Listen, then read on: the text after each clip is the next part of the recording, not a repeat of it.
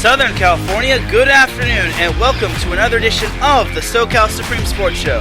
Today we have ourselves the jam-packed show as we have so much to talk about in the world of SoCal sports, such as the Clippers. They're actually losing quite a bit. They've lost 4 in a row ever since acquiring Russell Westbrook. Is that a sign of things to come for the Clippers? Or is this just a slew of bad luck? And the Lakers are in some deep doo-doo as they lost LeBron James again to injury. Are they in a world of hurt, and can they right the ship? And what happened to USC women's basketball? They lost in the first round of the Pac-12 Tournament to lowly Oregon State. I am just so sad and disappointed in the women of Troy. Can they actually, hence the word actually, make the NCAA Tournament, or is this the road to the NIT for them? Also, UCLA women's hoops is still doing good as they've made it to the semifinals of the Pac-12 Tournament, but can they take down Utah? And the Big West Conference in basketball is doing really good as tomorrow is the last day and we still have yet to crown a conference champion on the men's and women's side. Also, we had the final race at the Nascar at Fontana. Who was the champion for the last time in the NASCAR on Fontana? And who impressed the most? All that and more here on the SoCal Supreme Sports Show. This is Teran Rodriguez bringing you another edition of the SoCal Supreme Sports Show here on IE Sports Radio, your direct feed for all that is sports.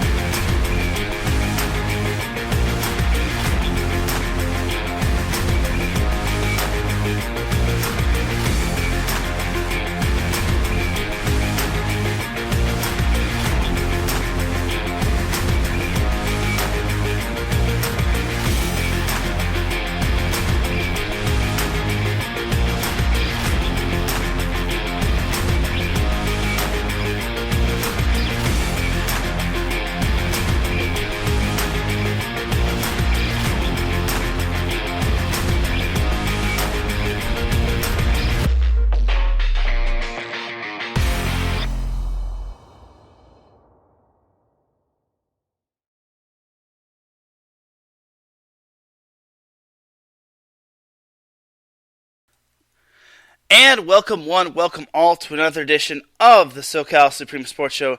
Thank you all for joining me on this beautiful Friday afternoon, Friday morning, Friday wherever you are listening from. Either way, you have made your way into episode 126 of the SoCal Supreme Sports Show. And without any further delay, let us begin. But first and foremost, the SoCal Supreme Sports Show would not be where it's at without iSports Radio providing the platform to go live on. Please follow IE Sports Radio on several different social media platforms such as Twitter, TikTok, and on Instagram. IE Sports Radio is also available on Facebook for those that still use it, as you just gotta type in the word IE, then sports, then radio in the search bar, and then that's how you'll be able to follow them and like them on Facebook. We also have a website, www.iesportsradio.com, and when you go there, you will be able to go to the top of the website, and once you go there, you'll see a Patreon link at the top, and once you click it, donations will start out at $5 a month once you start donating. This will get you a shout-out from all of our amazing shows, including this one, and higher tiers include IE Sports Radio merchandise, access to ISRU, the podcasting university of IE Sports Radio, and even a chance to be featured on a segment of our flagship show, The Defining Moment with Larry B. Because for the past 8 years and counting, IE Sports Radio has been bringing you amazing content ranging from interviewing legendary athletes, coaches, and other authorized media personnel to building tailor-made shows dedicated to all major sports cities around the country. All the while, we've continued to be by the fans and for the fans, and with your help, we are ready to take the next biggest step. Thank you to everyone for all of your support and for making IE Sports Radio, your direct feed for all that sports. Big shout out and thank you to our Patreon supporters, Bay Area Raised Apparel, Key to the Gate, Marcus Low Street, and a donor that wishes to remain anonymous. And with that being said, let us begin. So, we have so much to get into the world of Southern California sports. I'm going to try to keep this under an hour, 100 minutes, aka 1 hour and 40 minutes. So we'll actually start off with the Chargers, as they were just in the news recently, as they actually just recently hired their defensive coordinator, which thank goodness they finally were able to do so after Ronaldo Hill left the Chargers Ronaldo Hill left the Chargers to be with the Dolphins and Vic Fangio. So the Chargers recently hired their defensive coordinator, Derek Ansley, as he has been promoted to defensive coordinator, as this was recently announced on Monday, the February 27th, which is good news for the Chargers. So I guess this is, and Derwin James says, one of the hardest workers I know, deserved it, and happy. Yeah, he says, one of the hardest workers I know deserve it, for show, happy for you. So that's good to hear. And in addition, Tom Donatel has been named the passing game coordinator as well as the secondary game coordinator. Doug Nussmeier has been named the quarterback's coach, and Jeff Howard is the linebackers coach. So the Chargers have pretty much loaded their bases and have gotten their positions filled in terms of their coaches, which is good, I guess. So that's pretty much that for the Chargers. I'm not going to go too much in depth on them just because free agency has not started yet. Okay, there actually is one more bit of news about them. As Tom Telesco, the Chargers GM, he did come out and say that Keenan Allen is staying with the Chargers, and he's pretty much their glue guy, and he's pretty much staying with the Chargers no matter what. So for everyone that's thinking that the Chargers are going to draft a wide receiver in the first round, well, you might want to change up your draft board. So the Chargers are keeping Keenan Allen, which I think is awesome. So they may just have to restructure his contract, and they may have to restructure contracts all around. And I also did hear that the Chargers are thinking or are looking to get Keenan Allen, not Keenan Allen, Justin Herbert, their long-term contract. But back to Keenan Allen, Tom Telesco said Keenan Allen isn't going anywhere, which is very good news. And he even said that Tom Telesco, or it's not tempting to me, which he even said that on January 19th, which is really good if you ask me. So that is good news for the Chargers and to Keenan Allen fans out there. And he's even said, Keenan Allen to me is our Andre Reed. He's our Charlie Joyner, referring to a pair of historically good wide receiver picks. And he's an incredible football player, and we have a great quarterback, and we need weapons around him. So I think that it is safe to say that the Chargers are sticking with Keenan Allen, which I think is awesome news. So good stuff for the Chargers. And Tom Telesco also said, we're confident that we're going to get a deal done with Justin Herbert and still be able to build a championship team around him. Well, I hope so. I want the Chargers to get a big-time deal around Justin Herbert. I want him to get paid the big bucks. I want him to get that bag just because I like Justin Herbert. And truthfully, and I'm just going to say this at first I was very vanilla around Justin Herbert. I was very iffy because personally I did want Tua Tagovailoa because I did listen to the Chargers, or not the Chargers. I did listen to all of the talking heads when it came to all the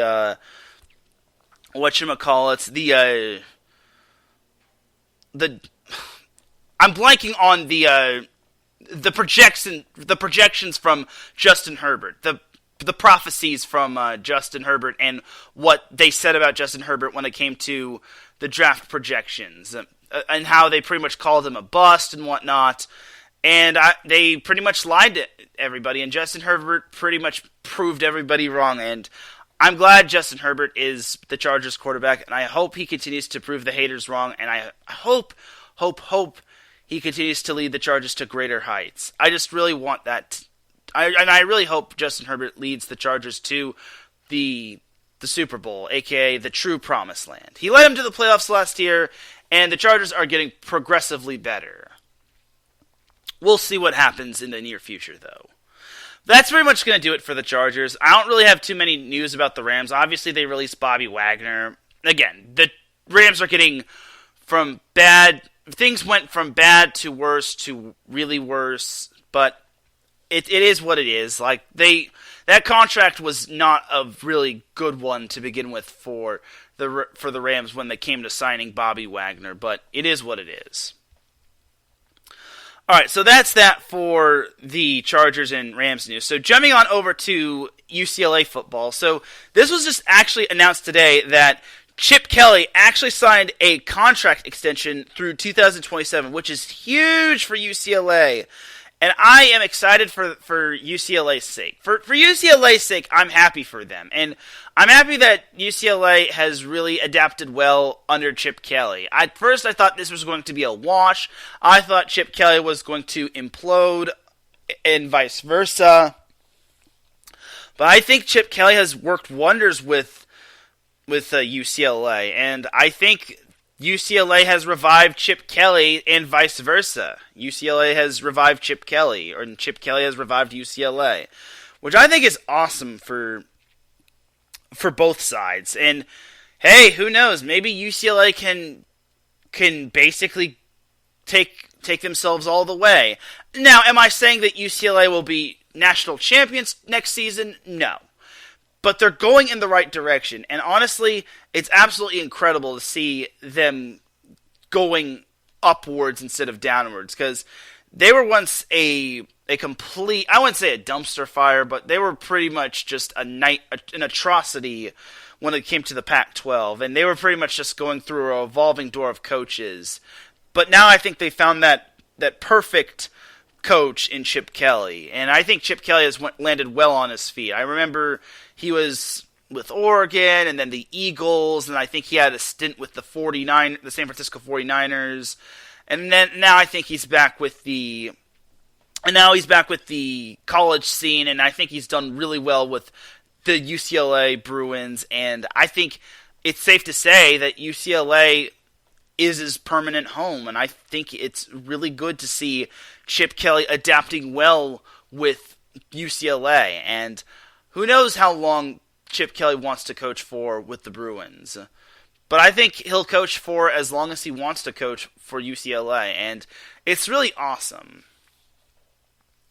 So that's that for UCLA, and I think UCLA fans have to be excited for this, and I really want to see take the input from UCLA fans. So I tweeted this out on the SoCal Supreme Sports Show Twitter account via quote tweet. I said, Bruin fans, what do you think about Chip Kelly getting the extension? Obviously, they have to be happy about this. I mean, I'm fairly certain UCLA fans are not going to say, oh, we don't want Chip Kelly. Unless they wanted, like, John Harbaugh. Or Jim Harbaugh, or anyone else. Either way, I'm fairly certain nobody's complaining about Chip Kelly getting an extension. So that's that for UCLA football. Jumping on over to San Diego State football. So this was just released yesterday. Yes, this was released yesterday. So San Diego State finally, hence the word finally, released its schedule. It only took, 1 or 2 months to release its schedule after USC and UCLA released their schedule. Alright, so San Diego State's football schedule. So their schedule consists of, on August 26th, Ohio. No, not Ohio State, Ohio. The Bobcats. The one coming from the MAC. So they play them in San Diego at Snapdragon Stadium. That should be a win. Should I really prophesize these matchups? Why not? Okay, so Ohio, I guess that'd be a win. That should be a win on paper. On paper, that's a win right there. Then they've got Idaho State. That should be a win right there. So I'm projecting San Diego State being 2-0. Then, oh baby, this matchup right here. UCLA. So San Diego State has their first 3 games at home, and they've got UCLA in week number 3. That's going to be a tricky matchup. Now, UCLA has got some questions to answer as who's going to be their quarterback now that DTR has finally moved on from the Bruins after having multiple year after multiple year. This is going to be quite the interesting matchup just because UCLA obviously has a lot of good offense. However, San Diego State always has a really good defense, but I'd say that's a loss. Who am I kidding? That's obviously a loss just because UCLA, it's Chip Kelly. Like, there's no way Chip Kelly is going to get out-coached by Brady Hoke. Like, if that happens, then I think UCLA might want to revoke that coaching extension.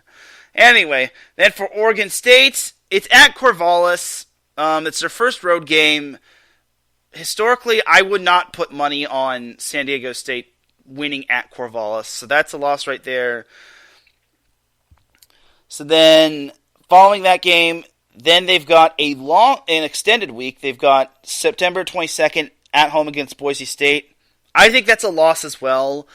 I would give them the win, but against any other team, but it's against Boise State, so Boise State's perennially good, so I give them a loss. So they'd be 2-3.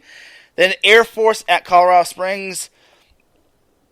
I'll give them the win. I'll be nice and give them the win. I don't know much about Colorado Springs. If anything, I'll probably put to be determined. So I'll put TBD. And then Hawaii, although it's going to be in Hawaii or Honolulu, I'll put that as a win. Nevada at San Diego or Snapdragon Stadium, that should be a win. Utah State, I'm certain that's going to be a win. I don't think Utah State is as good as they were 2 years ago or 2 seasons ago. So that should be a win, if not TBD. I'll just give them the win. Then Colorado State on Veterans Day should be a win. San Jose State, I'll put TBD for San Jose State and then TBD for Fresno State. So I can't really project their final record right away. I guess if I had to predict, I'd maybe say like they've got 12 games. I'd say maybe like in the range of 8-4 or 7-5. I still think San Diego State can make a bowl game, but do I really think they can maybe win the Mountain West Conference? That still remains to be seen. We'll see, though. I'm certain they're not going to be beating those Bruins or Beavers, but I am really looking forward to that UCLA matchup. The only way, at least they're not going to be foolish enough to play USC. Like, if they play USC, then we all know how that's going to go. Even no matter who that quarterback is, whether it's Caleb Williams or Malachi Nelson or that Moss kid. What's his name? What is it? Brady Moss? I think that's his name. It's the dude from Alamany High School. But either way, that's San Diego State's schedule right there. If San Diego State does beat UCLA, I know one guy who will be laughing he'll be laughing extremely hard about the Aztecs straight up clowning UCLA, but I digress on that. But that's San Diego State's schedule in a nutshell right there. So, but for right now, I'll predict them going in the range of 8-4 to 7-5. That's my way too early prediction. It might change if they get. Well, I think the transfer portal is closed, but it all depends on what happens with them going forward. But we'll see. All right, that's that for college football and football in general. All right, now let's go to college basketball, just because that's what you all probably want to hear, just because that's what's popping. We're in the month of March. This is what dreams are made of, ladies and gentlemen. I don't care what anyone says. Sorry, getting a little carried away here. Anyway, so to NCAA men's basketball. So last night I wouldn't say it was a bad night for USC, but it could have been a little bit better, as USC lost to Arizona 87-81. It wasn't as bad as the first game. Like, the first game was quite the forgettable matchup, as Arizona did what only one other team did to USC. Beat the Trojans at Galen, which is unfortunate for USC, but hey, they gave Arizona all they could handle. It could have been a whole lot worse, but I don't think SC even had a shot at beating this team. And I kind of expected SC to maybe have a little bit more of a packed house. Apparently attendance was only 69%, and there was only like 7,000. But I guess there was like a line. There was like a line outside before attendance, before everyone was like let in. So I guess that was a win. I guess I'm not trying to judge. Like, I'm not trying to be the fun police, but I'm just saying. Anyway, so for USC last week, they took down the Rocky Mountain schools. They beat Colorado last Thursday. And then they also beat Utah last Saturday, 62-49, which was actually the first time they held I think it was any school to like under 50 points for the first time since like, I want to say like the 2000s. It's been a while since that has ever happened. So just because I don't think, I want to say not a whole lot of teams play a whole lot of defense, but I digress. Anyway, so bottom line is USC pretty much is locked into third place. They can't finish any higher than third, but they can't finish any lower than third. Why? Because UCLA beat Arizona State. So that's the good thing. The bad thing is that USC can't finish any higher than third because now they got to face Arizona in the Pac-12 tournament. They're on Arizona's warpath to the final. And that's not good news because USC is 0 for 2 against those Wildcats. And unless, of course, Arizona loses along the way in that Pac-12 tournament, USC is all but screwed in that Pac-12 tournament. I think USC matches up better against UCLA as opposed to matching up against Arizona, which is bad news bears for USC. But we'll see what happens come Pac-12 tournament time as USC plays Arizona State tomorrow on FS1. Now, Arizona State's going to be an interesting opponent. Arizona State's actually playing some good basketball, and despite losing last night to UCLA, they're still doing good this year.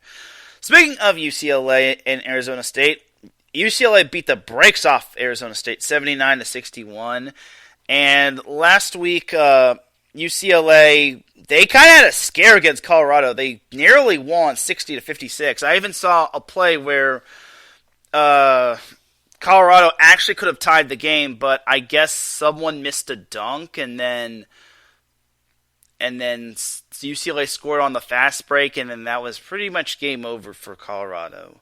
Someone even said, "Thank God for UCLA," or "Thank God for Colorado sucking."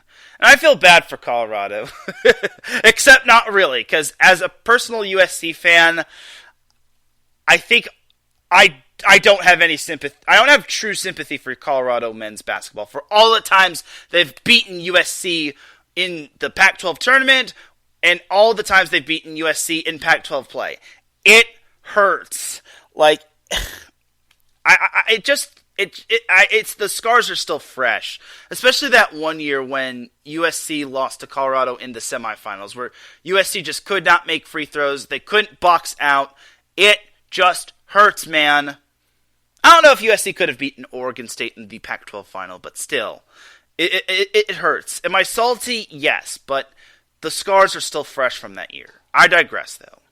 Anyway, so UCLA closes out the regular season against Arizona tomorrow. So, like I said, something I've been dodging regarding this when it comes to UCLA is that UCLA actually locked up the Pac-12 championship, as someone actually did UCLA a favor prior to this week, as Arizona State actually beat Arizona last Saturday, which I didn't think that was actually possible, as UCLA got word that they were eventually named the Pac-12 champions with that win over Colorado. So, while that is cool that UCLA wound up becoming Pac-12 champions, the job is not finished. So, regardless of if UCLA beats Arizona, whether or not UCLA wins or not, even if UCLA loses to Arizona, UCLA is still the number 1 seed, and they're the Pac-12 regular season champions, which is still really awesome. Like, that's awesome that UCLA is the Pac-12 regular season champion, and it's been so long since the Bruins have been Pac-12 regular season champions, and it's you have to like the longevity for this program, and they've been through a lot of whatchamacallit, of head coaches. They've been through a lot of head coaches, and they've also, okay, I wouldn't say a lot of head coaches, but they've been, they've waited for this moment for some time now, and I think it's been like the first time they've won the conference since 2010, I want to say.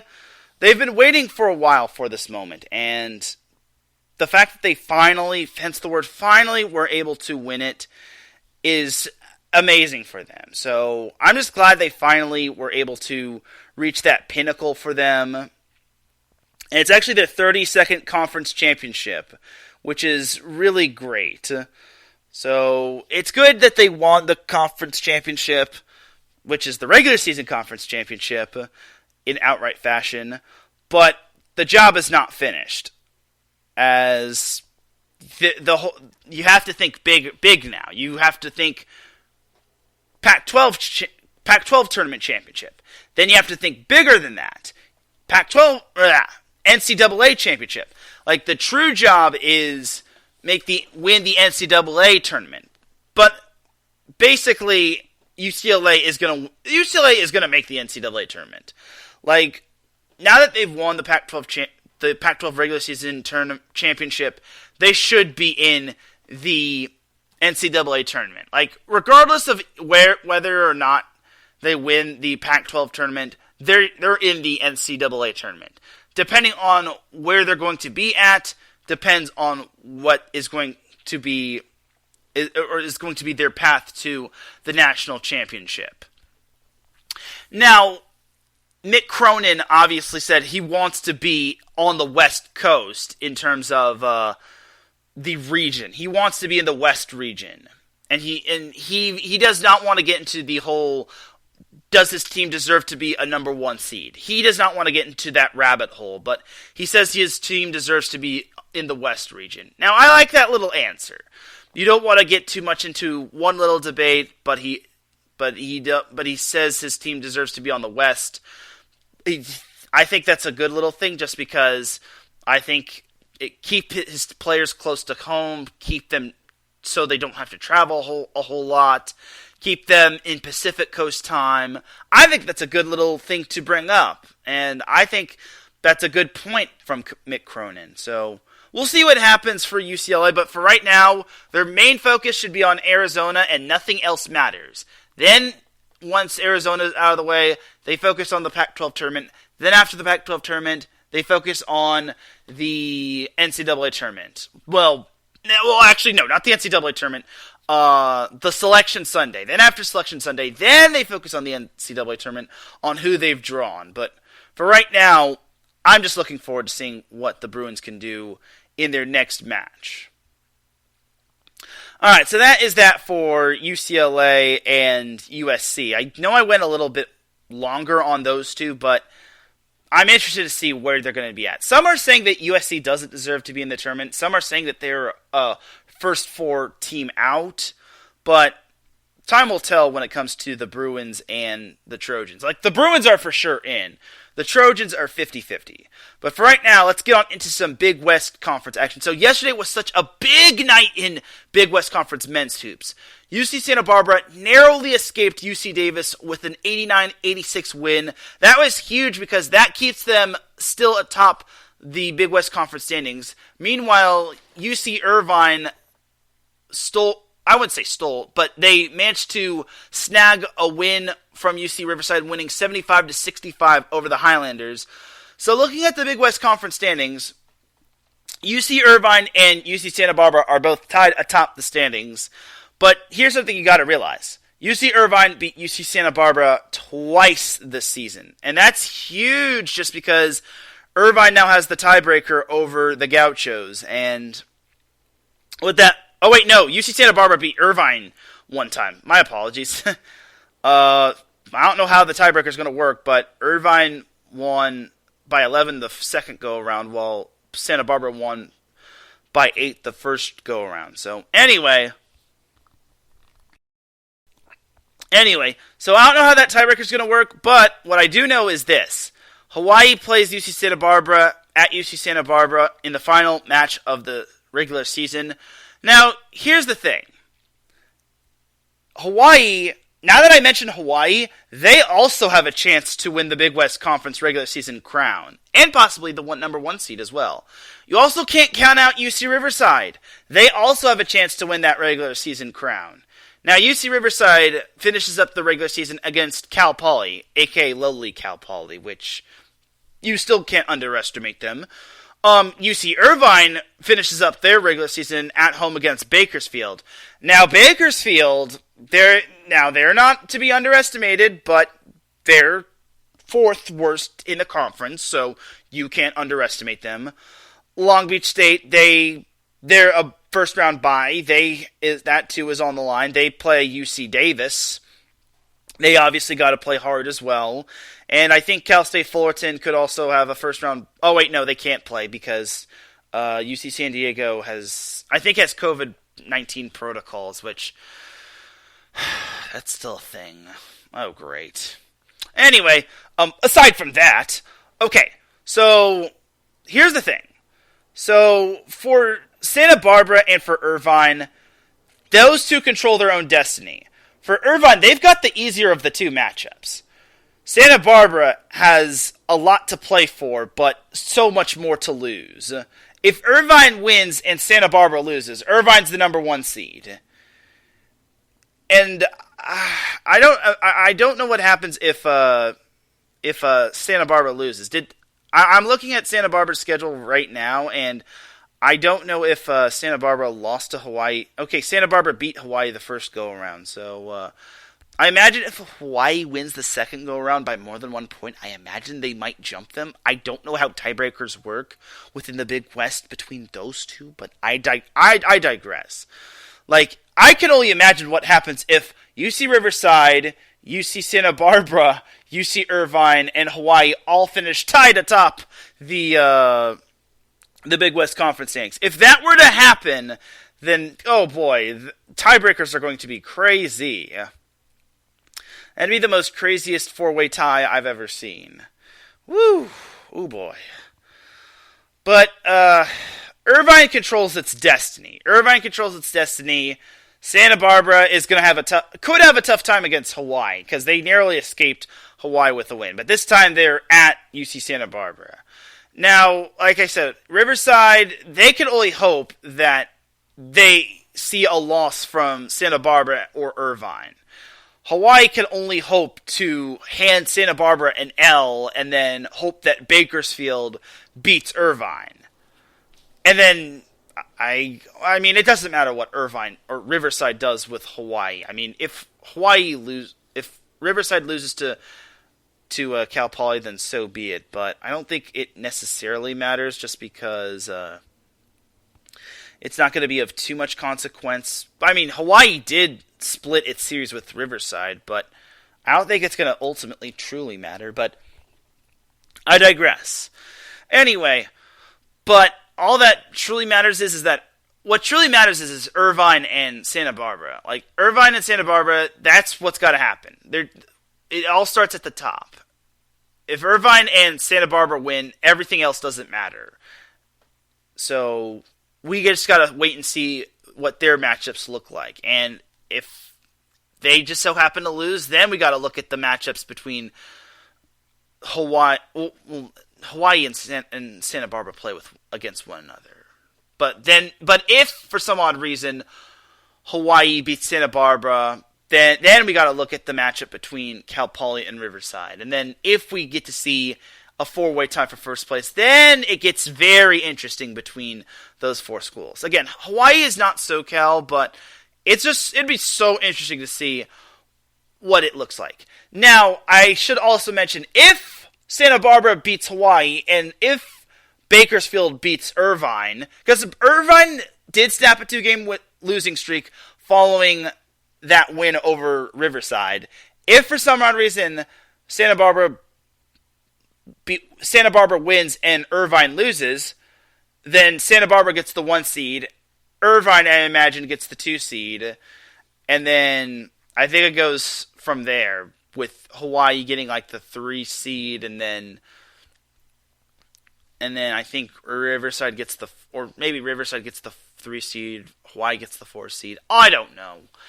All that matters is that those 4 schools that I'm mentioning, those could probably be your Final Four in terms of the Big West Conference tournament.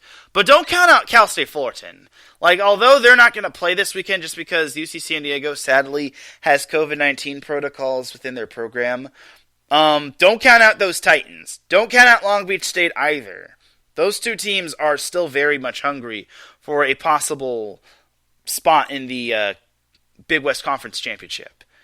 So we'll see what happens. All right, so that is that for the for the Big West Conference.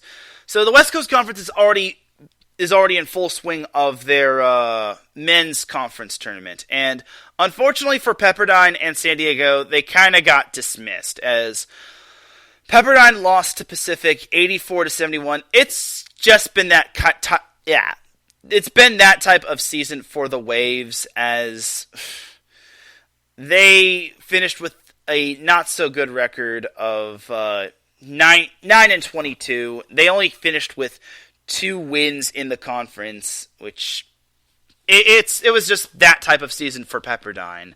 I feel bad for them, but it's like it was just that type of season, and they would have needed to play perfect basketball if they wanted to win this tournament. But it's unfortunate for the Waves, so we have to send them off. But it was a solid season for Pepperdine. See you next season. Unfortunately for San Diego, they did not fare any better as Portland just flushed out the Toreros 92-74.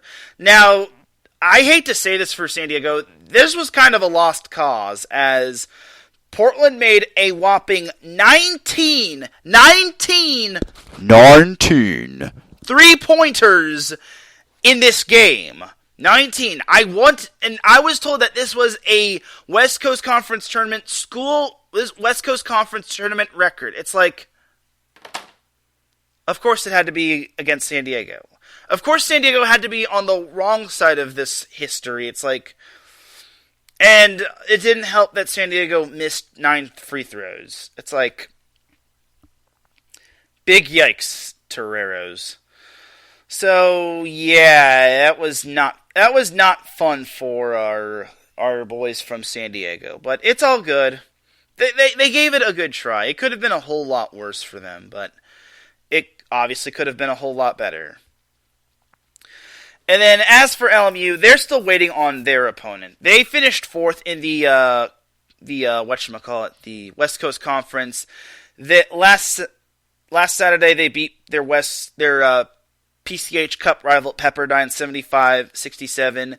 As like I said, they finished 4th in the West Coast Conference behind Santa Clara, St. Mary's, and Gonzaga. So they will be on Gonzaga's path to the championship, as it looks like Gonzaga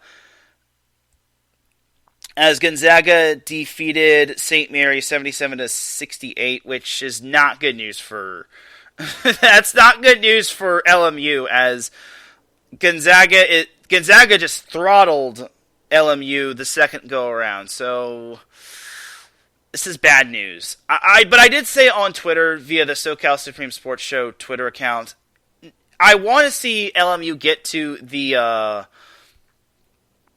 semifinals, and I want to see them get to 20 wins. But regardless of what happens with LMU's tournament run through the West Coast Conference, it's been a great year for the Lions, and they have a lot to be proud of in terms of their accomplishments. I just would like to see them get to 20 wins, and I'd like to see them actually represent the West Coast Conference. I want to see another team not named St. Mary's or Gonzaga represent the West Coast Conference. I think that would be pretty cool, and you know, it's just so amazing to see a team not named Gonzaga and St. Mary's just represent for the conference. And I have to give it up to the Lions. They really represented SoCal really well. In a conference whose Southern California teams are not up to snuff, no offense to San Diego and Pepperdine, LMU was such a great bright spot, defeating both Gonzaga and St. Mary's, and making history with beating Gonzaga on the road. That was just incredible right there.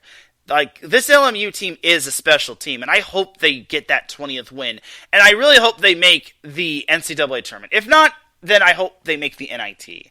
Either way, this team deserves some sort of postseason basketball, not name. I mean, if they make the NIT, then they make the NIT. If they make the NCAA tournament, then that's awesome.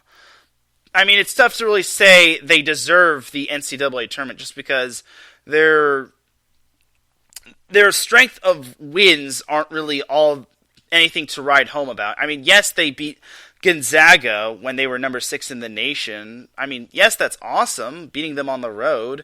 And beating St. Mary's in OT is awesome, but that's kind of where the buck stops.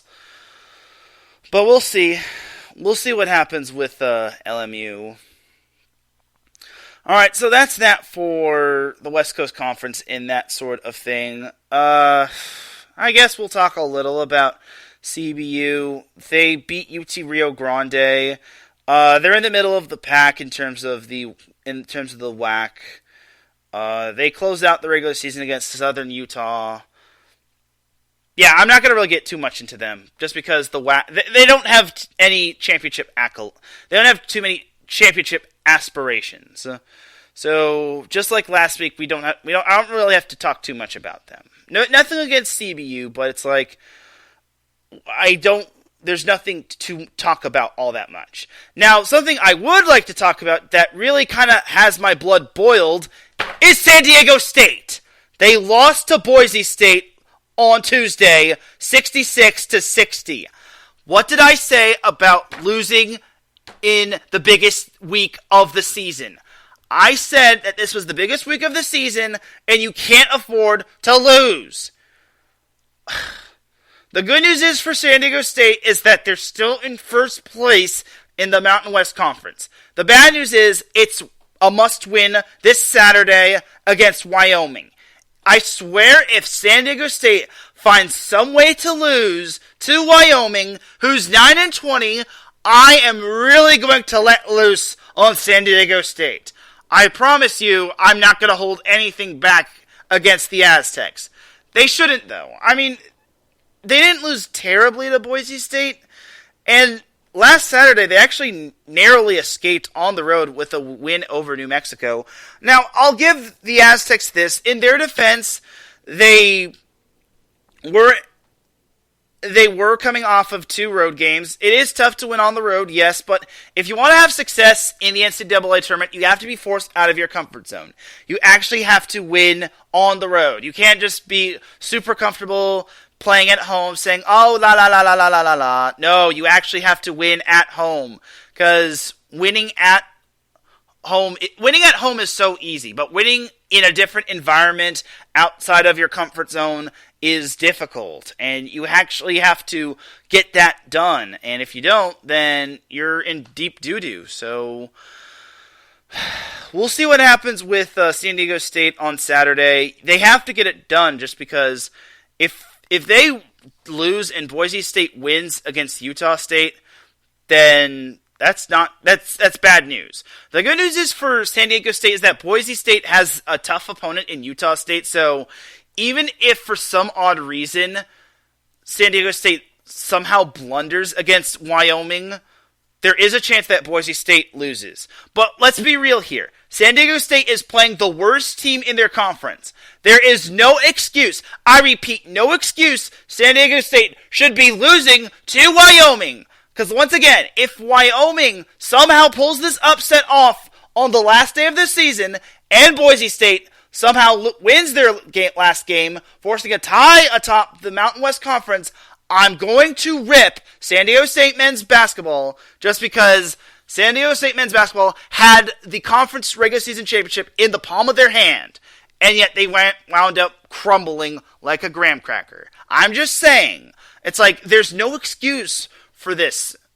I'm sorry, but there's just no excuse. It's It's like, you gotta win on the road. You gotta take care of your business. Like, please, you're not the football team. I'm sorry. You just stop. Okay. Rant over. Alright. Over to NCAA women's basketball. Okay. So, USC women's basketball, I don't know how to justify USC women's hoops. They lost to Oregon State. Now, it's a little tough to justify USC women's basketball, but I'm going to try to justify them as much as I can.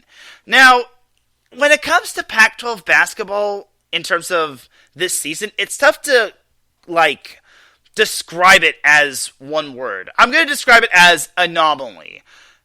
Everyone is, beating each other up. Just when we thought we could describe the Pac-12 as some of the better teams being better than some of the better teams, we get one team that is not good beating a team better than someone else. Like, say, Utah beating Stanford, or let's say Cal beating USC. For USC, they lost to Oregon State. Now, here's my thing. It's not USC losing that's kind of has my gears grinded. It's how USC lost. So USC was leading, but Oregon State was kind of hanging around. USC was letting Oregon State hang around for the most part, and Oregon State was not that good. They entered with 4 games below 500, but unfortunately for USC, they just could not really hit their shots in the fourth quarter. Oregon State kind of got hot in that fourth quarter, and eventually USC ran out of juice in that fourth quarter, and they wound up losing 56-48, which just made me sad face. It's just... And now I'm kind of concerned for USC. It's like, you lost the first round of the Pac-12 tournament, and USC finished 6th in the conference tournament, sixth in the conference, and you were the 6th seed. It kind of makes me wonder, do you deserve to make the NCAA tournament? I don't know if you do. It's like, I just don't think you do. Because Washington wound up losing to a beaten-up Oregon team, and you now have to wonder, does Oregon deserve that tournament more? Does Oregon deserve the NCAA tournament more than USC does? It's just so puzzling. So I think if USC's season is pretty much done in terms of the NCAA tournament, they had a great season. I will say this about USC. They had a great season, and if their season is done in terms of the NCAA tournament. And I will also say this. This is only the beginning for the women of Troy. They will be back, especially once they get Juju Watkins. Because I do want to say Sierra Canyon wound up winning the CIF Southern Section girls... the CIF Southern Section girls basketball championship, which is awesome sauce, which is good for them. If that's the case, that is... Yeah, Sierra Canyon, they beat Etowanda 70-57. So, it's going to get even better once Juju Watkins comes in and she manages to help out USC. But this year, it just stings the way they just went out. It's like, that's heartbreaking to just basically go out on that note. It's like, that sucks, dude. It's like, at least if they had lost in the quarterfinals or the semifinals to Utah or Stanford or to Colorado, it wouldn't have been bad, but it's like, you lost to Oregon State, who had a sub 500 record. That's bad, dude. And I feel for the women of Troy. They worked so hard. They had a win over Stanford. They beat Colorado. They also beat Oregon, who was banged up at the time. But it's like, they even got ranked at one point. But it's like, it's hard for me to justify USC going to the big dance just because they lost to Oregon State. That's not a good loss, dude. So unfortunately for the women of Troy, this might be the end for them, but I hope this is the beginning of something, and I hope for those returning players, this sparks and motivates them to basically hit the ground running, and I hope this sparks and motivates them to basically say, hey, we're not going to let that happen again. We're going to work our you-know-whats off, and we're going to put in one more extra rep just to make – we're going to put in 8 more reps just to represent the 8 points that we could have possibly made to push that thing into overtime, or to possibly make sure that we could not have – or – maybe 9 points to make sure we could have won that game against Oregon State. I'm just saying, y'all. Alright, so that's that for USC. We'll see what happens with the women of Troy. This was on Wednesday, by the way. UCLA also had a scare as they nearly lost to the bottom seed of their tournament, Arizona State, but they wound up winning in overtime, 81-70. And then the day after, they took down the other Arizona school in Arizona, 73-59, beating, and keep in mind UCLA was the 5 seed, the 5 seed. Yeah, and they beat the 5, UCLA, the 5 seed, beat the 4 seed Arizona, 73-59, as they now take on the 1 seed Stanford, which, that should be an interesting matchup. Now, Stanford has beaten the Bruins twice, but what I am interested in is, can UCLA finally put the package together? UCLA has played Stanford close both times. Can Stanford beat the Bruins a third time? Can UCLA finally break through and get that big-time win? That still remains to be seen. I think UCLA can, but it still remains to be seen. But we'll see about UCLA. Alright, so that's that for the Pac-12 and women's hoops regarding USC and UCLA. So now jumping over to, I guess we'll jump on over to the West Coast Conference in terms of women's hoops. So Pepperdine was able to edge out its first round opponent, Santa Clara, as it won 63-60. Currently, the Waves are trailing BYU 34-27, which is not good. As Pepperdine was kind of the lowly. Let's just say Pepperdine finished second to last in their conference, which, oof.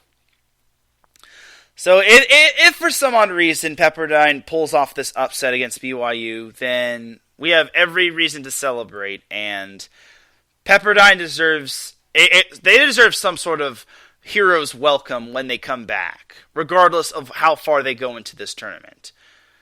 Anyway, as for LMU, they didn't really fare well in the first round against St. Mary's. They got clobbered by the Gales, 74-43. And as for San Diego, they actually performed well in their season finale as they crunched. They clobbered Portland 74-58, which was very impressive. I didn't think they would win by that much, dude. And Portland's the second best team in their conference, so good on the Lady Toreros to get that win. And if they play their cards right, not saying they're going to beat Gonzaga, but if they play their cards right, heaven knows we could see that team in the championship. I mean, Portland is very good, though.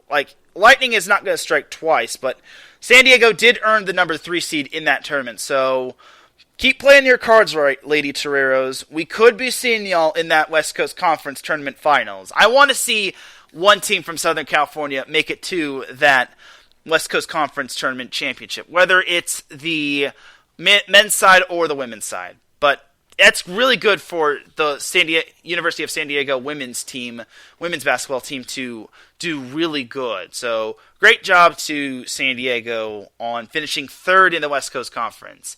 Again, when it comes to the Southern California teams in the West Coast Conference in men's and women's hoops, they're not really the greatest. The first team that comes to mind when it comes to the West Coast Conference in men's and women's hoops, it's probably Gonzaga or St. Mary's. But San Diego has been a bright spot in terms of the women's side, and then LMU was obviously a bright spot on the men's side. But great job to the Toreros on the women's side. Winning 11 games is very much a great deal of something. That's a huge deal for the Lady Toreros. Again, they don't have the greatest overall record, but it's still quite good. And I want to see those Lady Toreros make some noise. And if they could beat Portland again in that semifinals, should they make it that far, that's going to be really good. You go get them, Lady Toreros. You go get them. All right, so that is that for the West Coast Conference. Let's jump on over to some Big West Conference women's hoops. So all that truly matters is, and this is no offense to the other teams, is Long Beach State and UC Irvine. So the Beach and the Anteaters are pretty much just neck and neck within the Big West Conference top leaderboard. So Long Beach State won their matchup last night against Bakersfield, 52-46. It was a defensive battle, and Bakersfield just would not go away. Now, I made a mistake last week when I said Long Beach State would clinch a share of the Big West Conference championship if they were to win their next game. That's not true, because I totally forgot Long Beach State or UC Irvine's matches against their two games got canceled, and they don't count as forfeits. So it's not going to really affect them all that much. It doesn't affect their loss total, so it doesn't affect them too much. So what it does mean, however, is it does not mean What it does mean for Long Beach State is that they have not clinched anything yet. They have not clinched the number 1 seed. It does not mean that they've clinched the regular season Pac-12 or the regular season Big West Conference Championship. No, they have to win their last game. That or UC Irvine has to lose their last game. So Long Beach State plays their final game at home against UC Davis. Now Davis is very underrated. Davis, I think, is going to be their toughest matchup because Davis is right in the middle of the Big West Conference. And Davis, I don't think, is going to be an easy opponent. Normally, Davis is, to me, is a perennially good opponent. I think Davis could give Long Beach State some trouble. I'm not wishing that on Long Beach State. I think Davis is going to be easier said than done. Now, the first go-around when Long Beach State played UC Davis was a complete thumping by Long Beach State. Long Beach State just thumped them 66-45. But now it's going to be a whole lot tougher because there's a lot on the line for Long Beach State. Long Beach State has a 15-game winning streak. If they win, they're the number 1 seed. If they win, they're the Big West Conference regular season champion. And then as for UC Irvine, they don't have as much pressure as they're playing Bakersfield, which, no offense to Bakersfield, but they're they're tied for being the worst team in the conference, which, yikes. So there's a lot more pressure on Long Beach State as opposed to a lot more pressure on UC Irvine. But if UC Irvine somehow loses to Bakersfield, then Long Beach State is the champion, regardless of their result against the Aggies. But for Long Beach State, they'll have to play some pretty darn good basketball against Davis.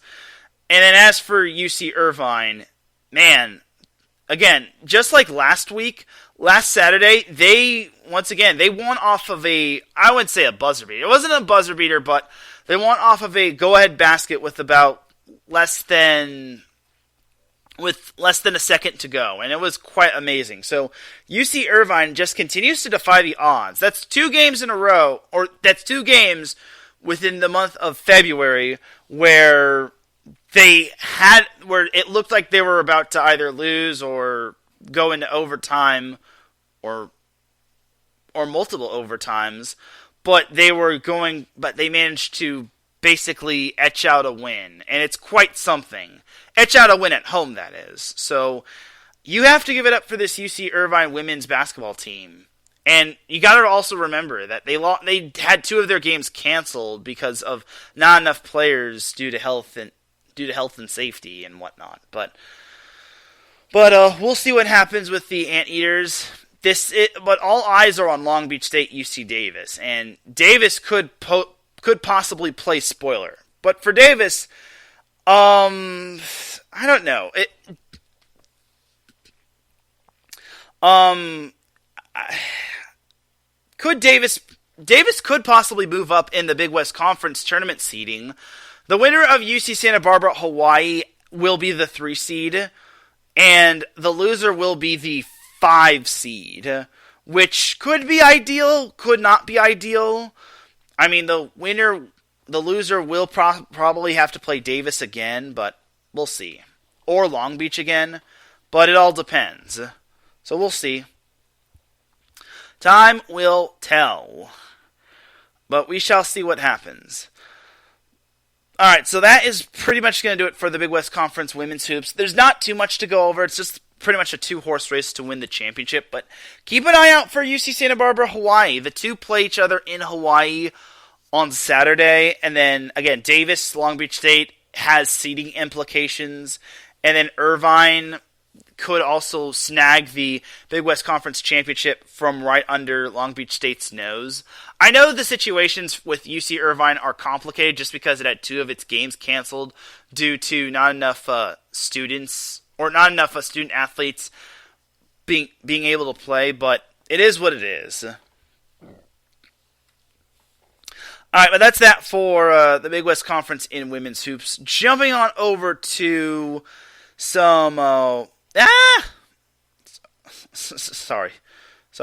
jumping on over to some women's hoops in some whatchamacallit. Oh, come on, dude.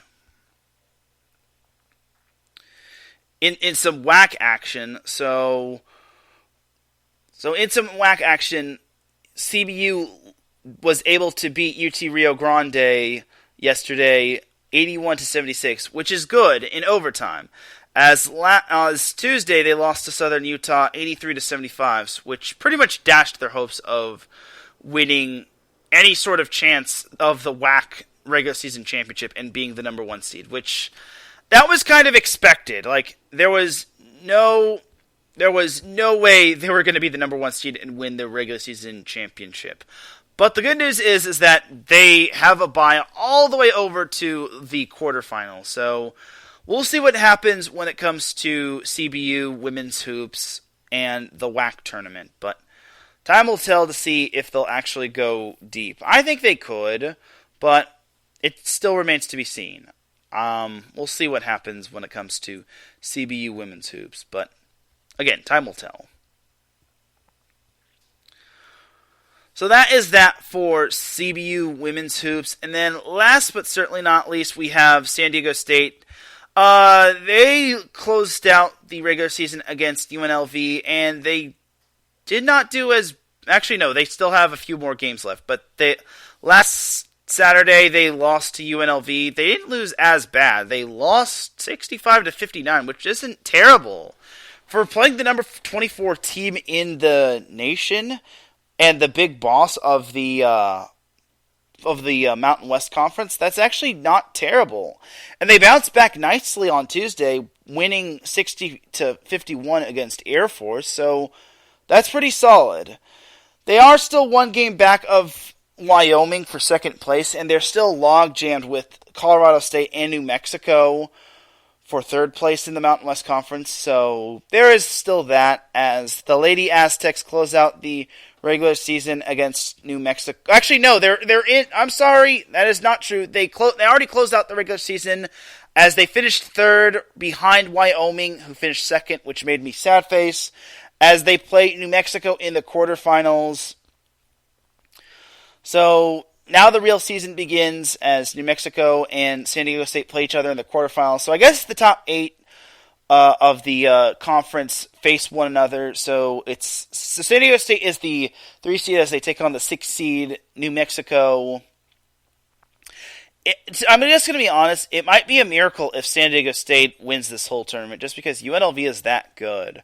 But UNLV, I guess, kind of had some cracks shown just because San Diego State played them that tough. That or UNLV kind of had a big lead, or San Diego State just played their hearts out and they had nothing left to lose. But we'll just see what happens with the Lady Aztecs. But overall, that's pretty much that when it comes to college hoops, and that's pretty much all that I have to talk about when it comes to college hoops.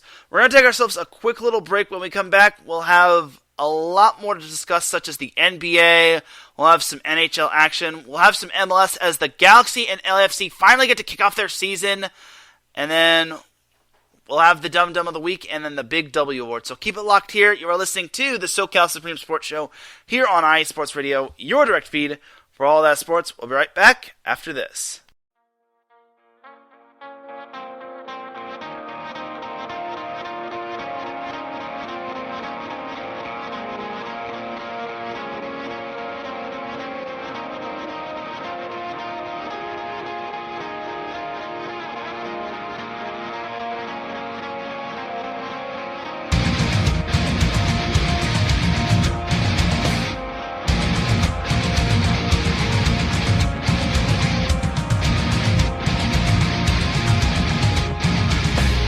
Hey sports fans, do you like wine?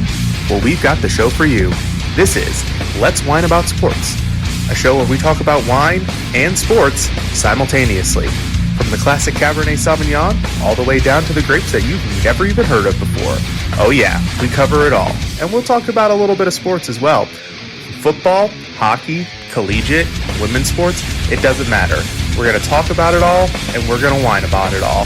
So join me Monday at 8 p.m. on IU Sports Radio, your direct feed for all that is sports.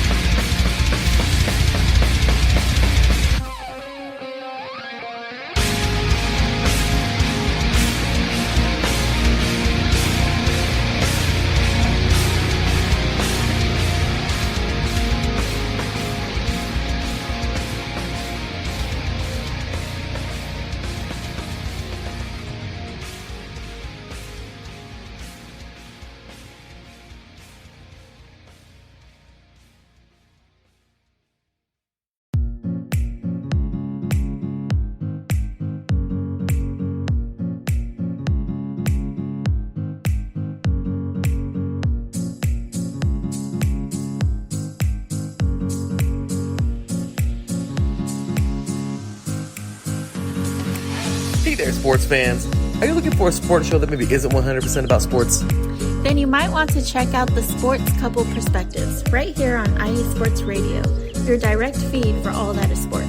Most sports shows cover only scores and stats, and while we're not opposed to that, we dig a little deeper into sports issues and some of the hottest topics in athletics.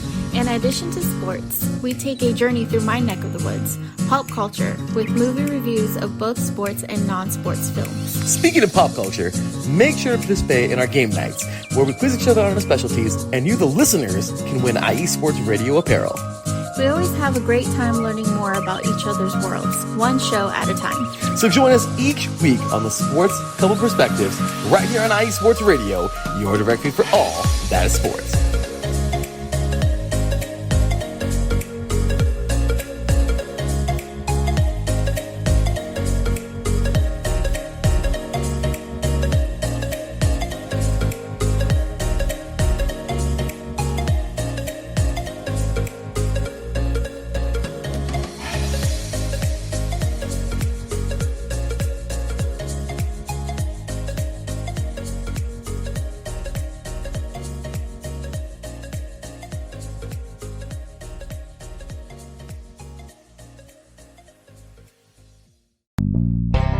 Some say that Indiana is just a flyover state. Flatlands and cornfields, barns and country roads. What if I told you Indiana is the crossroads of America? What if I told you in all other states basketball is just basketball? In Indiana, basketball is life. Crowded high school basketball gyms on a Friday night, and every barn with a basketball rim and a frayed, worn-out net. If you're interested in the heartbeat of America, and if you're interested in sports, if you have Hoosier running through your veins, the Crossroads Pod with Aaron X is made for you. Powered by IE Sports Radio, your direct feed for all that is sports. Each and every week, the Crossroad Pod covers all of Indiana sports. The pride of the horseshoe of the Indianapolis Colts. The blue-collar gold swagger of the Indiana Pacers. The relentless pursuit of a sixth banner for the Indiana Hoosiers. The swing of the hammer of the Purdue Boilermakers. The swoop of the Cardinals of Ball State. The summoning of the echoes of the Notre Dame Fighting Irish. The growl of the Bulldogs of Butler. The intensity of an Indiana fever. The chop of the Indianapolis Indians. At the Crossroads Pod, if it is Indiana, we've got you covered. More than cornfields. More than country back roads. The Crossroads of America. Join me, Aaron X, every week. It's nothing but net.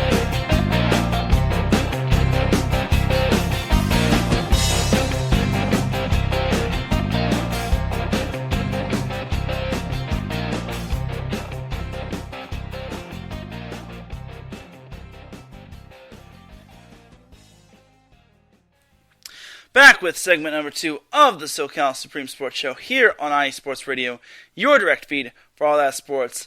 Definitely check out all of our amazing shows, such as the Crossroads Pod with Aaron X, which talks all things Indiana sports. He'll be going live at 8 a.m. Pacific time tomorrow. Also check out Let's Whine About DMV Sports with Mike Pat. He'll be going live later on tonight at 6 p.m. Pacific time. And also check out the Sports Couple Perspective with Larry B. and Cecilia B., which will be coming on 1 hour before Let's Whine About DMV Sports. Also check out the Carolina Cast with John Felipe. That'll be going live before the Sports Couple Perspective, which will be also going live before the Sports Couple Perspective. So basically you've got other shows besides mine that will be going on live today. But I digress. Alright, so let's get on into segment number 2 of the SoCal Supreme Sports Show. So let's stay on the topic of basketball, and let's talk some pro hoops, as let's get on into the Lakers. Alright, so the Lakers are in some deep doo-doo, which is nothing new. So the Lakers, LeBron James is back to being injured again. So now he's got a foot injury, and this is bad news because now it looks like he's going to be out for an extended period of time, which means the Lakers' hopes of possibly making the playoffs or play-in game could be taking a big nosedive, as now he could be out for an extended period of time. He's going to get reevaluated in 3 weeks, but he's going to be out for a lot longer than that. And the worst part is that the trade deadline has passed, so now the Lakers can't make any more trade decisions. So life without LeBron has definitely been started off on a sour note, as Tuesday the Lakers lost to the Memphis Grizzlies 121-109. I just gotta say this to Memphis Grizzlies whoever runs the Memphis Grizzlies Twitter account, screw you, dude. Like, whoever runs your Twitter account, yeah, we'll hold this L, but you beat a team that was missing LeBron and a bunch of and D'Angelo Russell. You play us at full strength, then we'll talk. Just shut up, dude. At least our star players aren't as irresponsible as yours. Like, screw you. You're not even... And I'm just going to say this. Your star player isn't even worthy of being Dumb of the Week. So screw off, dude. Idiot. Anyway, other than that, last Sunday, the Lakers defeated the Dallas Mavericks 111-108. And believe it or not, the Lakers actually rallied back from a 27-point deficit, and they became the first team this season, and I want to say they became the first team in history to rally back from a 27-point deficit. And believe it or not, that was quite something, because teams, I don't think there had ever been a team that came back from a 27-point deficit. And the Lakers did that. And that was quite something. And that was before LeBron James went down with that injury. So that was very incredible that the Lakers did that sort of thing. So, woo, Nelly. So good job to the Lakers for pulling off that sort of victory. I didn't think they would do that, because on national TV and on the road, I did not think they would pull off that monstrous victory against the Dallas Mavericks.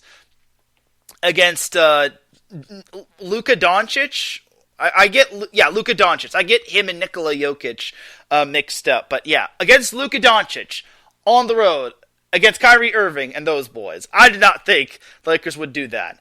And then on Wednesday, the Lakers, despite not having Anthony Davis, I think due to like load management, and then no LeBron James, and then no D'Angelo Russell, they pulled off a 123-117 win over the Oklahoma City Thunder, which I think is a pretty good win. So good job to the Lakers. I think that's pretty outstanding if you ask me. Now, it's obviously not the greatest win, but hey, the Thunder are still in the play-in hunt as well. So the Lakers, look at that win. That's actually a big win, honestly. They're only one game back of New Orleans and Utah for the final play-in spot. But is that a good thing? Yes, it is, but the Lakers are just they're limping their way into that playoffs or that play-in spot, as tonight they host the Minnesota Timberwolves, and then Sunday they welcome the Golden State Warriors on national TV. And the Warriors are playing some pretty darn good basketball. Unfortunately, I have to say that. And then Tuesday they welcome in those pricky Memphis Grizzlies. And then next Friday they welcome in the Toronto Raptors. The good news is they don't have to travel a whole lot, as they've got 5 home games, and they don't have to travel until the 15th when they host when they play the Houston Rockets. So good on the Lakers, and it's good that they're getting some sort of wins. They gotta scrap some wins. Gotta get some sort of wins, just because wins are tough to come by in this league, as Doc Rivers once said. I can't say the same for the Clippers, as, man, they are on a 4-game losing streak. And I don't want to say that Russell Westbrook, ever since they got Russell Westbrook, they have been losing. But ever since they got Russell Westbrook, they've kind of been on this losing streak. But I digress. Anyway, so last night they got thumped by the Golden State Warriors, 115-91. But again, those Warriors are playing some pretty darn good basketball, without Steph Curry, mind you. On Tuesday, they lost to the Minnesota Timberwolves, 108-101. Sunday, they lost to the Denver Nuggets, 134-124. And then get this, guys. Last Friday. The Clippers lost last Friday to the Sacramento Kings, 176-175.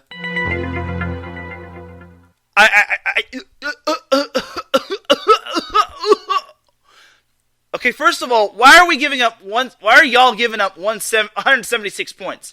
Normally when you score 175 points, you're supposed to be winning games. Second of all, where's the defense in this game? Where is the defense, bro? My man. This is why I don't watch. This is why I'm starting to not watch the NBA a whole lot anymore. There is no defense played.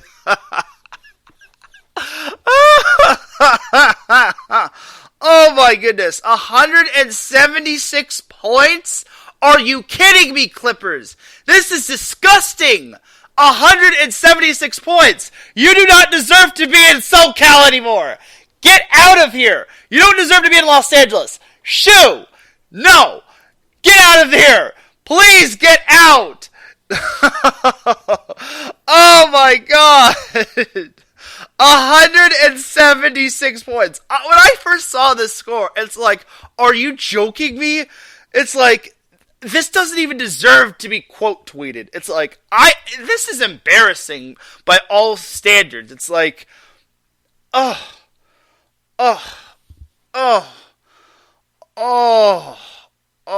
man. And you want to know who the Clippers play tonight? The Sacramento Kings. And guess what? It's not going to be at Crypto.com Arena. It's in NorCal. So if I see 130 more points given up by the Clippers, I'm roasting those Clippers next week. I ain't going to hold back. I'm roasting the Clippers, and I ain't going to hold back. I'm going to roast San Diego State men's hoops next week. I ain't going to hold back. So be warned, Clippers. I ain't going to hold back if you give up 130 points and lose. Anyway, I think the spotlight is starting to get to the Clippers just because they're starting to crumble just because they've played a lot of games underneath that spotlight. And they've played a whole lot of games on national TV. But I digress. Fortunately, they don't play on national TV tonight and on the 11th when they play the Knicks. Anyway, this Sunday they also play the Memphis Grizzlies on ESPN, and then Wednesday they play the Toronto Raptors on ESPN. That's random as heck.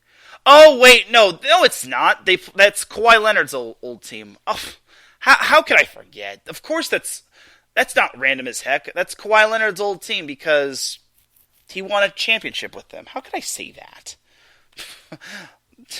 Come on, Teran. It seems like that championship was forever ago. That championship with Kawhi winning was so long ago, but oh well.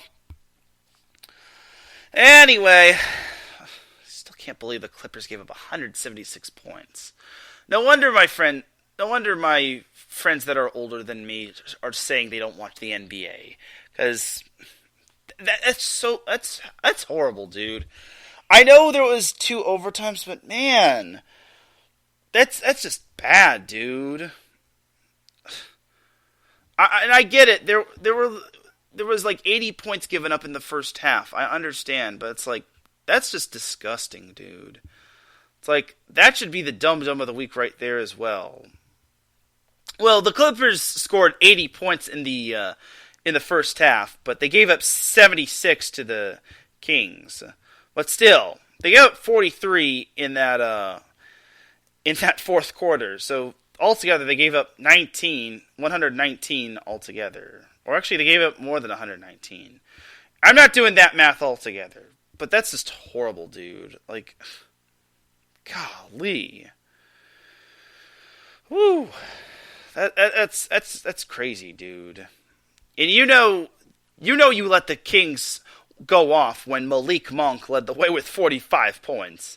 That's horrible, dude. That's horrible, Clippers. Do better. But going to the standings, the Clippers, ever since they've had this 4-game losing streak, they've fallen down the standings, and they are now 7th in the standings, as now they're in play-in range. And they're 33 and 32, and they're still struggling against teams over 500. And guess what the Kings are? Over 500. Guess what the Grizzlies are? Over 500. And I want to say, the Raptors aren't over 500. But the Knicks are, and the Warriors are. So, Clippers, you better figure it out ASAP. Otherwise, this could be something of a whole lot of misfortune for you. But we'll see what happens. Alright, that's that for the Clip Show and the Lake Show. Jumping over to some MLS action. So, last week, El Tráfico round 1 between LAFC and El Galaxy at the Coliseum got postponed, which made me so sad. And it got moved to, and it finally got its move date. So, El Tráfico round 1, El Tráfico at the Coliseum has officially been moved to the 4th of July. So, I don't know if I said that on last week's show, but there it is. It's going to give the whole phrase to the new, it's going to give the new phrase to the meaning of this game is going to have a lot of fireworks. But I digress on that. I guess that's a good place to have fireworks. It's a flashy game, flashy holiday, flashy event, flashy rivalry, and I guess at a flashy venue between 2 flashy teams. Anyway, so LAFC and the LA Galaxy finally get to kick off their season tomorrow as LAFC welcomes in the Portland Timbers at the Bank of California Stadium, while the LA Galaxy heads down to DFW to take on Dallas FC or FC Dallas. Hopefully, we get to see 2 W's with LA with the LA squads, as both those teams are going in cold turkey after Mother Nature decided to rain all over LAFC and the LA Galaxy's season opener, which really sucks. I mean, I was looking forward to seeing those two. The one good thing for LAFC is that this Saturday is that they'll be getting their championship rings, and they will be hanging up that championship banner, which is going to be so awesome. I'm no LAFC fan. I'm more of a Galaxy fan, but I'm happy for LAFC. I'm so happy that for the LAFC players, they get to have their championship rings. So good on the LAFC, and for you two, go get them. All right, so that is that for LAFC and LA Galaxy. They didn't play last week because of the rain, but this week they are finally in action, and I don't think the NWSL is in action this week. I don't think they're in action just because they don't get to play until I don't think it's until until March, which kind of sucks just because I'm shivering out of anticipation. Yeah, March 25th is when San Diego kicks off its season against Chicago at Snapdragon Stadium. Meanwhile, LA kicks off their season against Gotham on the 26th. But I digress on that one. So, no NWSL for the time being, which makes me sad-faced, but it is all good. So as for the NHL... I haven't been really following the trades, but I did hear that, unfortunately for you Kings fans, Jonathan Quick got traded to the Columbus Blue Jackets, who eventually got traded to the Las Vegas Golden Knights, which... It was one thing to get traded to the Columbus Blue Jackets. Well, he got traded to a bottom feeder, but now he got traded to a contender, which... Well, it kind of makes sense, just because now... He went from second best in the division to the worst team in the NHL to now the best team in the Pacific Division. So, all I ask for... I speak for all LA Kings fans, Vegas Golden Knights, when I say this. Please take care of Jonathan Quick. I may not be the biggest Kings fan, but Jonathan Quick had built a whole lot of memories with the LA Kings, and...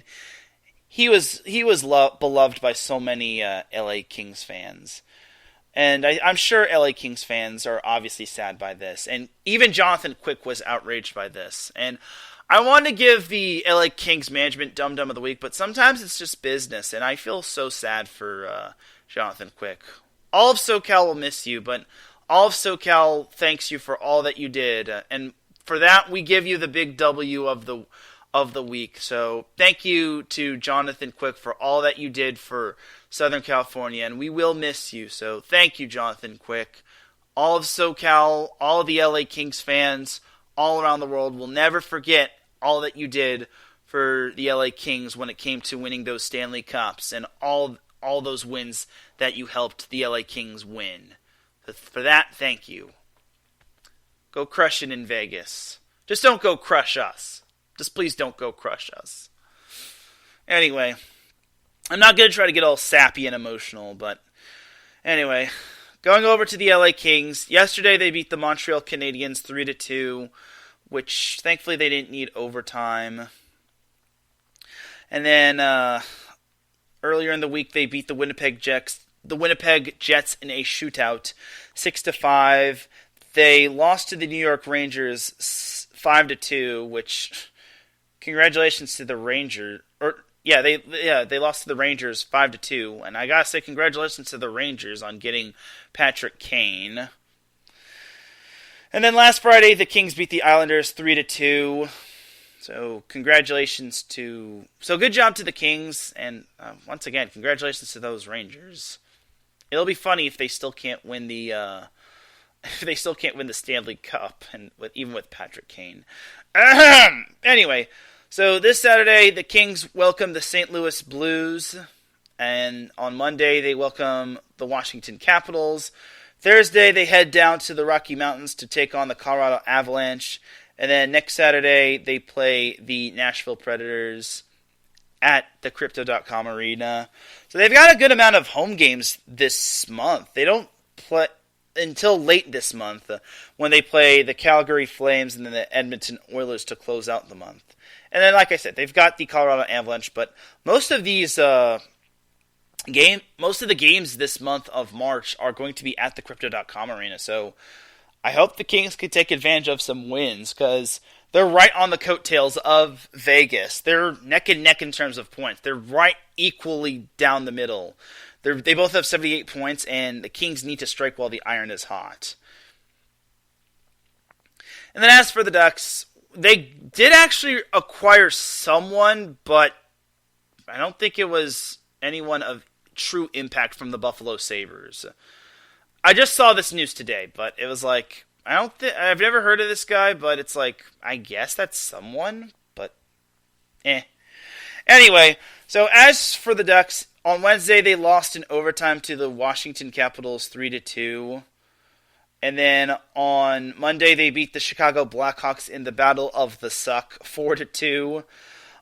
Saturday they beat the Carolina Hurricanes, which was probably the most surprising thing I've ever seen.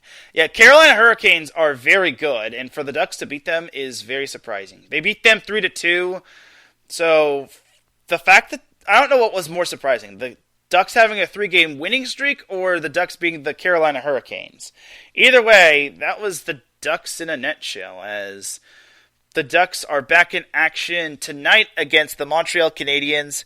Then Tuesday, they are on the road in the Emerald City, or in the city that, well, they're in Seattle to take on the Kraken. And then Wednesday, they play on TNT when they take on the Vancouver Canucks, And then next Friday, they head on down to Calgary to take on the Flames. They won't be back at the Honda Center until when they play the Nashville Predators on the 12th, which is when they too also have a lot of home games, which they'll actually have a 8-game homestand following their game against the Calgary Flames. So, cool beans right there. So, the Ducks and the Kings have some home games. The only difference is that the Kings are in a position to win, while the Ducks sadly aren't. Sorry, y'all. It is that way, as the Ducks are no longer the worst team in the conference. That honor belongs to the Chicago Blackhawks, which is cool. And then the Ducks are no longer the second worst team in the league. They are the third worst team in the league, as the honor still belongs to the honor of worst team in the league belongs to the Columbus Blue Jackets, while the Chicago Blackhawks now have the second worst record in the league. So, good on the Anaheim Ducks for improving their status of worst team in the league, but bad on them for making their draft capital worse. All right, so that's that for the Anaheim Ducks and the LA Kings. So jumping on over to NASCAR at Fontana. So what had happened last week is, so the result of NASCAR at Fontana. So what I had not known is this is actually going to be the last race at NASCAR at Fontana. So in San Bernardino. So NASCAR at Fontana, or this whole NASCAR at Fontana it's still going to be happening. It's just not going to be happening at the Auto Club Speedway. Here's the game plan for the Auto Club, for the whole little thing. So, the Auto Club is planning on tearing down its current track, but the plan is to destroy it and possibly make a short track within a few years, just to basically not have any, issues of postponing it due to, weather. But it's not set in stone. But those are the plans at the moment. So they're planning on building a short track, but the track is just so old and not weatherproof. That's just, they have to tear down the old track just to build a short track. That's kind of the old thing. So Larry B was at the head honcho of iSports Radio. He and his girlfriend were at the Auto Club Speedway in San Bernardino for the Auto Club 400 and the NASCAR at Fontana. So the winner of the NASCAR at Fontana 2023 was Kyle Busch. I picked Kevin Harvick to win this, and he finished 5th. So, of course, Kyle Busch, the one that I picked to win the Clash of the Coliseum a couple weeks ago, of course he wins this race, but he doesn't win the race I picked 2 weeks ago. And Kevin Harvick finished 5th, which isn't bad. I mean, top 5 is pretty good. So, see, I know motorsports. I'm not that dense.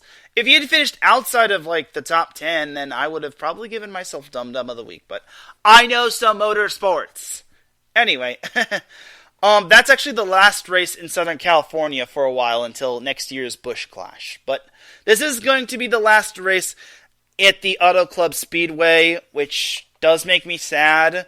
But they will be building a short track, which is the plan. But again, it's not set in stone if they're going to be building a short track. They may just tear the whole thing down in general, but the plan is to build a short track. But we'll see what happens. So that's your gist of news on NASCAR right there and auto sports. Yes, I talk NASCAR as well just because it is in Southern California. I do that sort of thing just because NASCAR is a sport. It's not just getting into a car and riding around the track. There is more to that than meets the eye. Just ask Daryl Kinsey Jr., Chris Lehman, and Michael Ward every Thursday at 5 p.m. Pacific Time, 8 p.m. Eastern on the Extra Mile. It is definitely a great show. I listened to that yesterday, and it is a great, great show when it comes to motorsports. All right, so now we have to get on into the Dum Dum of the Week award. So the Dum Dum of the Week award is an award I like to give out to someone, something, or an organization that does something or says something dumb. And honestly, no one is safe from this award. I'm not safe from this award. A pigeon is not safe from this award. My neighbor's not safe from this award. No one is safe from this award. Fun fact about this, I say my neighbor or my neighbor's dog is not safe from this award. When I woke up this morning, it was like a couple minutes after I woke up this morning, I heard someone yelling from across, okay, not like yelling, but raising their voice. I heard someone saying, "Oh no, bad dog." I guess their neighbor's dog said something like, or did something like bad. Now, I'm not giving the Dum Dum of the Week award out to the neighbor's dog or a mini Dum Dum of the Week award. I just found it pretty funny where someone said, "Oh no, bad dog." And he's like, "Bad dog." And I just found it pretty funny. It's like, that's a sign that I have to do SoCal Supreme Sports Show today. And I had to do my pick my Dum Dum of the Week. I'll actually give out another Big W award before the end of the show. But first, the mini Dum Dum of the Week award I have to give out. I have 2 mini Dum Dums of the Week award. I have to give out this mini Dum Dum of the Week to the people that send out spam texts saying your Amazon account has been locked. I'm just gonna say, I am getting sick and tired of receiving the text message, your Amazon account has been locked. Please visit the following link to unlock your account. I am not that stupid. I'm not clicking that link. And if you click that link, you're probably going to get hacked or any sort of that thing. Do not click that link. Just delete that link or report that link. And just basically just scroll that link and just report to junk. Just don't click the link. Just delete that message. Just please don't. And if you don't have an Amazon account, that's just basically spam. So to the spammers and hackers that are just sending that text message, you are basically morons. You have nothing good in your life. You are basically wasting my time. You are wasting your time. You're this week's mini Dum Dum of the Week award. Stop sending me text messages saying that my Amazon account has been locked. You're wasting my time. Anyway, so the second mini Dum Dum of the Week award, I kind of have to give out to Jaden Ivey of the Detroit Pistons. So this is, as we all know, Jaden Ivey made a rookie mistake last night for the Pistons. So the Pistons were down 2 points late in the game against the Chicago Bulls, and the Pistons had no timeouts, and then he called timeout, and unfortunately the Pistons didn't have timeouts, and then, unfortunately, the rules state if you call timeout with no timeouts, it's a technical foul, and then the other team gets to shoot 2 free throws. And it's like, uh-oh. And eventually the Chicago Bulls wound up winning the game by 4 points. Now, I will give the Big W award to Dwayne Casey, the Pistons coach, as he said that was not the game right there. The game was lost in the first quarter. And I gotta give, that's just great to stick up for your rookie. Because, honestly, it's not on Jaden Ivey. That's just a rookie mistake right there on Jaden Ivey's part, and that's sad right there. It's unfortunate that Jaden Ivey sadly got to that. As Mike Pat pops in the chat room, and yes, he says, "Glad I caught you, sir." Yeah, you're pretty much at the tail end of the show, but yeah, Jaden Ivey does get the mini Dum Dum of the Week award. I do feel bad for him, but he gets the mini Dum Dum of the Week award. He's not going to get the Dum Dum of the Week award. It is just a rookie mistake, and again, he'll learn from this. And it was just a moment of panic. It wasn't just his part of. It wasn't his fault that he cost his team the game, but it was just a moment of panic. But it was just that. It was just a heat of the moment part where he was probably getting pressured, and then he just called timeout. He was like, "Oh no, timeout!" And then he just realized, "Oh wait, we don't have timeouts." So just a rookie mistake right there. All right, now for the actual Dum Dum of the Week. So as we all know, sports makes the world go round, and New York is known for a lot of sports. As Angela Winstead pops in the chat room as well. So she also catches the tail end of this of this show as well. So every sport is important to all cities, whether it's basketball, football, hockey, you name it, soccer, you name it. So this is one of the reasons why I don't watch mainstream sports anymore. So every sport in every city matters, especially volleyball. But that's not the point. The point is, so on First Take on ESPN, I will say this. So I guess I forget who asked this question, but I think it was like Molly Quirm or Kendrick Perkins asked the question, who is going to win a championship in the city of New York? And I think someone said the New York Rangers, but Molly Quirm decided to say they don't count. Okay, I will ask this. Why do the New York Rangers not count? Why? They're a professional sports team. They do count. Lady, that was the worst answer I could have ever given, you could have ever given out on national TV. And Stephen A. Smith decided to make it worse by saying, all I know is that the puck is black, and I didn't hear the whole thing. You know what? No. You know what? Guys. We're gonna pull up this clip. We're gonna listen to this. I don't know if we're gonna get copyright flagged for this, but I'ma just do it right here. We're gonna listen to this clip all together. We're gonna do it right here. We're gonna listen to this. So here we go. Here we go. So here's the clip from First Take. Here we go. Sorry. I have a good one. I think it's an interesting one. Sorry. Which team in New York do you think wins a championship next? Rangers. Oh, Lord. Come on, Patrick Kane is able. They don't count. Take They them don't out. count. They don't count. Only thing I know about hockey. So the guy that said Rangers was actually Michael Kay, not Kendrick Perkins. So, yeah, I was way off. So, anyway, yeah. Michael Kay said New York Rangers, and Molly said was the one that asked the question. So, continuing on. That the puck is black, okay. And I love Gary Bettman. That's my buddy, who I owe a trip to the hockey game. Right. It is no disrespect to the Rangers and to Patrick Kane, of course, but just for Stephen Football, A. basketball, baseball. Yeah. Yankees or the Mets. One of those two.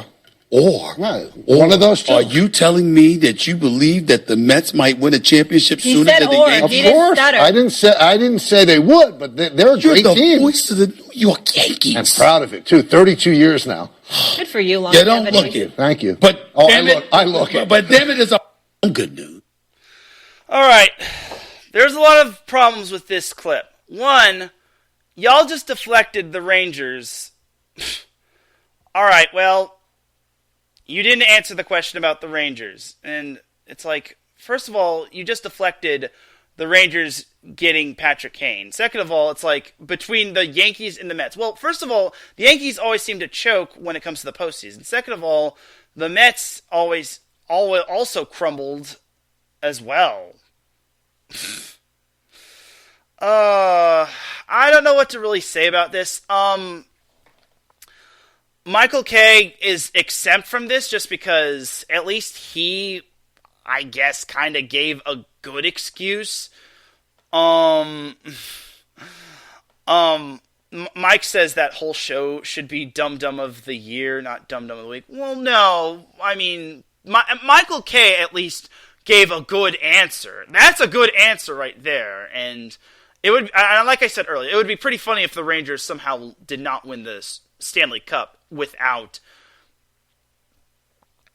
if they just still did not win the Stanley Cup, even with Patrick Kane. But unfortunately, for Molly's answer saying they don't count, it's like, that's just mean, dude. You can't just say that.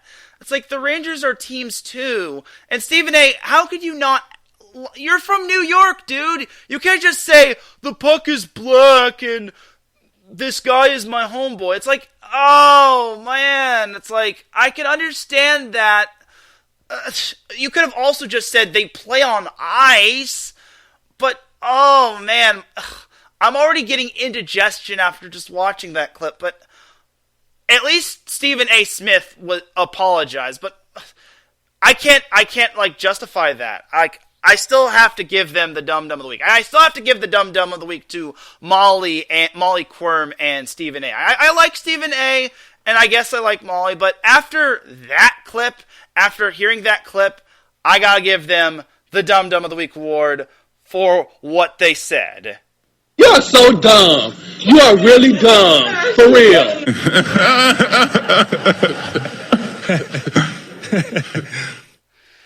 And that, my friends, is all she wrote. And I'm basically just going to leave it at that, and I'm just going to say that's going to do it for this week's episode of the SoCal Supreme Sports Show. Ladies and gentlemen, it is time for me to get on out of here, because I got to get on ready to leave to PA announce for a volleyball match. You dig? Thank you, everyone, for tuning in to the SoCal Supreme Sports Show. I really do appreciate everybody tuning in. If you listen live, I appreciate you. If you listen on the playback, I appreciate you. If you listen at work, I appreciate you. If you listen at any time, any place, anywhere, I really do appreciate you. Shout out to the chat room that caught the tail end of the show. Mike, Pat, and Angela said, I really do appreciate you. For everyone here at IE Sports Radio, this is Teran Rodriguez signing off. Thank you for listening. Have yourself a great rest of the weekend. I will see you all Monday for Set Point. I will be at Long Beach State and UC Irvine this weekend. I'll be at Long Beach State tonight for the men's volleyball match against Ball State, and then I'll be at UC Irvine for their match for their volleyball match against Penn State on Sunday. So if you do manage to see me there, I'll be there, and you feel free to say hi to me. So have yourself a great weekend, and I will see you soon. And just remember, SoCal is for SoCal. Peace!